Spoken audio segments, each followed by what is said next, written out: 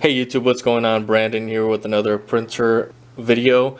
Today we're going to be installing the ink on the Canon TS8120. If you were needing to buy some new Canon 280 ink, there's going to be a link in the description below, as well as if you were looking to buy the Canon TS8120. I'm going to leave a link for that in the description below, so go ahead and take a look at that, as well as if you were looking for anything else printer related, go to my website, bestprinterstech.com. That'll all be below, but let's go ahead and install this ink.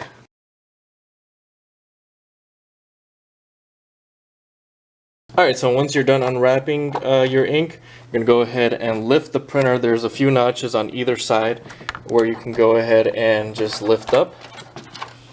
And the top of the printer should just stay right there. Your print head should come right to the middle, just like that. Alright, so I'm going to go ahead and install them one by one. And this is exactly how you should be installing yours.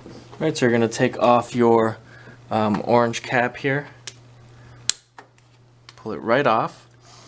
And you're going to place this right in there. If you see how I placed it in, it's going to be with the numbers facing you. And you are going to go ahead and just place it right in there, and you're going to push it down with one finger. That's installed properly. Alright, next, magenta.